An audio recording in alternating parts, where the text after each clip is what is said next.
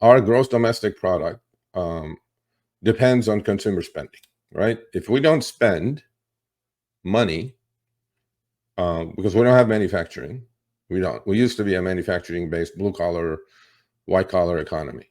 We did stuff, we produced stuff and sold it around the world, and then we actually produced the best stuff. Well, we don't do that anymore. From cars to washing machines to refrigerators to all durable goods, as they call it, all major things. We don't manufacture anything. Everything gets manufactured and shipped back to this country because of cheap labor around the globe, and i.e., China, Japan, and all that stuff. Cars, right? I mean, everything. So we have a very bad habit as all of us. I tried to control it, but then I'm probably better than most. Is spending. I mean, don't buy shit you don't need. But we're impulse buying communities. We just, oh, I need that. Why? Well, you see it on social media. You go, oh yeah, I need that. I'm like, no, you don't. The other thing is, if you can't pay cash for it most of the time, don't buy it. That's my thing, been for the last 10, 12 years.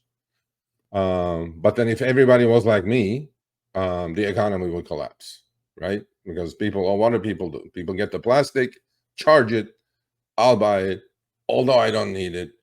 Well, that's also come with obviously social media presence, that come with social media platforms, Amazons, Facebooks, bombarded with ads. You need this. I'm like, no, I don't need it. But then it becomes like this. It's not even peer pressure, honestly. I mean, I don't care if my neighbor bought a Bentley. I don't need a Bentley. I drive a Kia. Can I afford a Bentley? Probably. But I don't want it. My Kia is perfectly good. Takes me from point A to point B every 3 years. I lease it. I get a new one, get out of it. Before it starts breaking apart, I'll just get another one. And I write it off, right? So, but then most people do not live, they live beyond their means. Like that's like Shaquille O'Neal using my comforter. Well, his feet are always going to be out of the comforter. Don't do that, people. That's unnecessary. So the savings rate in this country is horrible, like horrendous. Okay. So this article obviously is going to hit on it. So during the pandemic, right, in 2020, so we were all at home. What did the government do? Government printed $7 trillion and sent it to everybody because economy will die because we're a spender economy. We need, all we do is buy shit. Need it or not, we have to, right? We buy stuff. And, our 70 plus 80, close to 80% of our GDP depends on consumer spending in this country, unlike some other places that you have manufacturing, right? 80%. So what happens if consumer is tight and doesn't spend money? Economy goes in a recession. And that's what I think is going to happen. But then this is very important that you guys understand this. So in 2020, I had talked about this. Go check the old power lines. I had showed you guys some graphs where saving rates went during the pandemic. So we weren't going out. We weren't able to buy. There was supply chain problems. Whatever you bought wasn't getting delivered anyway. So people were not spending money. But then the government was sending everybody checks, right? From unemployment, obviously, work from home. And government was just sending people checks just for them to live and survive. Okay. Well, what that did is that blew the savings rate through the roof in this country, which was great. And most people, by the way, took that money and paid their credit card loans off, paid some of their mortgages off. They did good things with it. Well, it's 3 years later. All the habits are hard to break. We had in this country, at the height of the pandemic, 2.1 trillion with a T of excess savings because of the government printing money and sending it to folks and depositing it in their bank accounts. Unemployment got extended. Even freelancers were getting money from the federal government. All was good, right? So in 3 years, old habits now being broken did what? Put all that $2.1 trillion in savings, excess savings, by the way, on top. By the way, the rule of thumb is a 30-year-old couple has less than $2,000 in savings in their bank account. Think about it. right? We talk about rainy day fund, we talk about investing, we talk about all these things. What is $2,000 going to do? What is it, right? But so as a result of our spending habits and not being able to get out of our spending habits, cumulative excess savings are now negative 170 billion. So that means what? Are they going to tighten the belts, the consumer, not spend? GDP depends 80% on consumer spending. They don't spend, what happens to the economy? It starts shrinking. GDP starts shrinking. I talked about debt last week. Go watch it.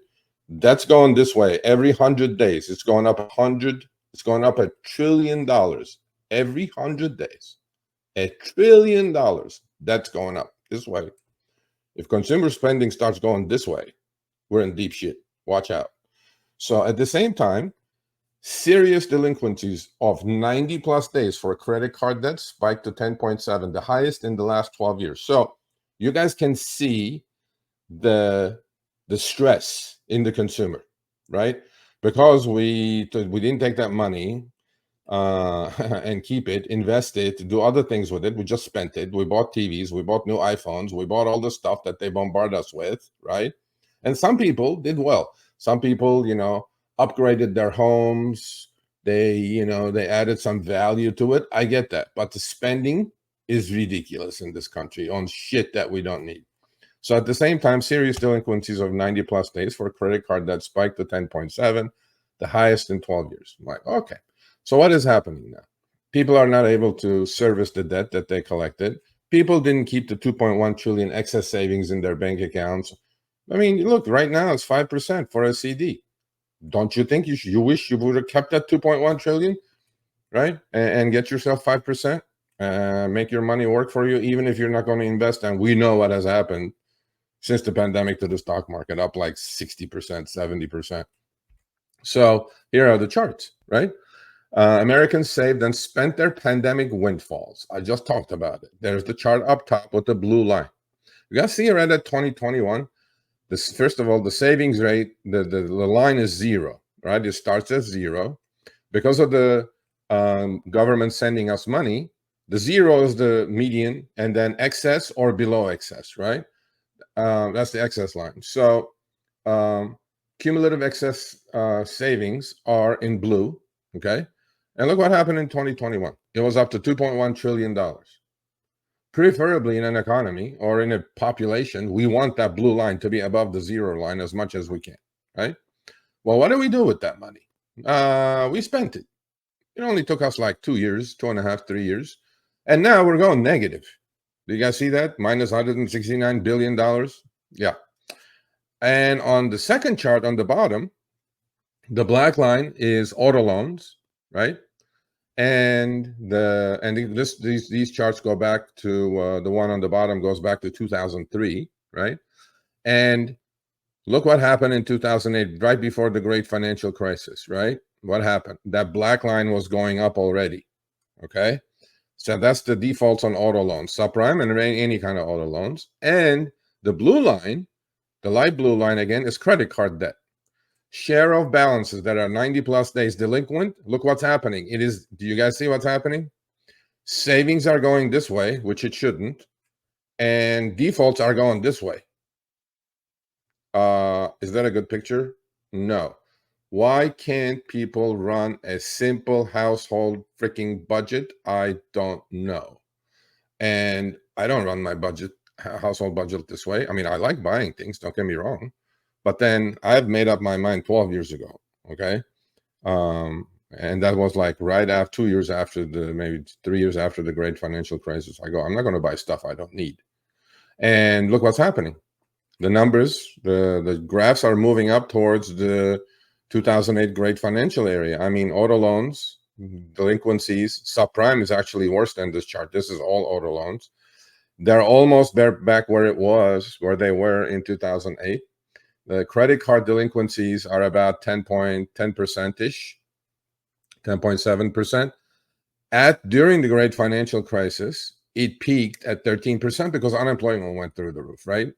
And I mean, we got in a recession, massive recession, and we know what happened to the stock market. So people, if you don't have it, don't spend it. Just have some discipline. Okay, it's easy for me to say, but I think that's the best advice I can give you guys.